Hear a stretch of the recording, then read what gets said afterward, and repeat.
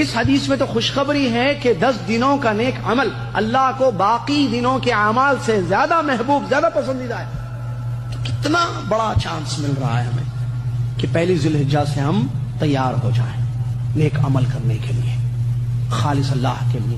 کیا کرنا ہے نیک عمل؟ نیک عمل بہت ہیں. نماز پڑھنا نیک عمل، قرآن پڑھنا نیک عمل، بیمار کی تیمارداری کرنا نیک عمل، مسافر کی مدد کرنا نیک عمل، حاجیوں کی خدمت کرنا نیک عمل، پڑوسیوں کا خیال کرنا نیک عمل، ماں باپ سے ادب سے بات کرنا نیک عمل، ایک دوسرے کو سلام کرنا نیک عمل، ایک دوسرے کے کاموں میں ہیلپ کرنا، مدد کرنا نیک عمل، قرآن کی تلاوت نیک عمل، ذکر و اذکار نیک عمل، دعائیں پڑھنا نیک عمل، درود شریف پڑھنا نیک عمل. نیک عمل بہت ہیں. قبرستان جانا، قبرستان کی زیارت کرنا نیک عمل بہت ہے. نیک عمل ان 10 دنوں میں ایک بڑا نیک عمل ہے، وہ ہے بیت اللہ کا حج.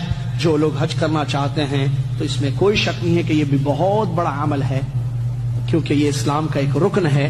5 میں سے ایک رکن یہ ہے کہ بیت اللہ کا حج کریں. اسی طریقے سے جو حج نہیں کر رہے ہیں ان کے لیے ایک بہت بڑا نیک عمل ان 10 دنوں میں خصوصی طور پر ہے، اور وہ ہے عرفات کے دن کا روزہ.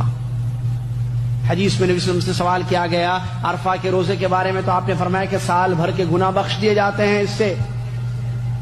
اب اس میں ایک مسئلہ یہ آیا کہ عرفہ کے دن کا روزے کا مطلب جب یہاں عرفہ ہوگا سعودی عرب میں تو پوری دنیا والے اسی دن روزہ رکھیں گے یا 9 تاریخ کے دن روزہ رکھیں گے؟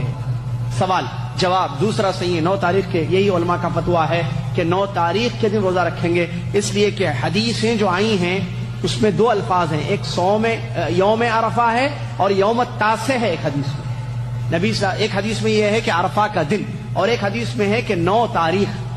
تو اگر ہم عرفہ کا دن مراد لے کر ساری دنیا میں جب یہاں عرفہ کا دن ہوگا اس دن روزہ رکھیں گے، تو دوسری روایت میں 9 تاریخ کا جو لفظ آیا تو 9 تاریخ تو نہیں ہوئی آپ کے پاس، تب آپ کیسے روزہ رکھ رہے ہیں؟ اسی لیے علماء نے یہ فتویٰ دیا ہے کہ آپ اپنے ملکوں میں جب 9 تاریخ ہوگی اسی دن آپ عرفہ کا روزہ رکھیں گے. یہ بہت بڑا عمل ہے، اس سے سال بھر کے گناہ معاف ہو جاتے ہیں، اور یہ 10 دنوں میں سے ایک دن کا عمل ہے.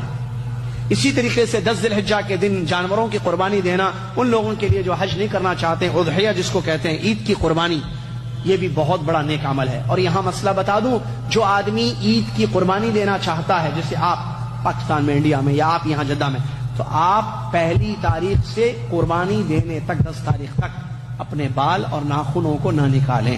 کیا آپ کے بیوی بچے بھی اس میں شامل ہیں؟ نہیں. آپ من اراد ان یضحی، جو اضحیہ کرنے کا ارادہ کرتا ہے، جو قربانی عید کی دینا چاہتا ہے 10 تاریخ کے دن عید کی قربانی، تو اس کے لیے چاند دیکھنے، ذی الحجہ کے چاند سے لے کر آخری تک، کب تک؟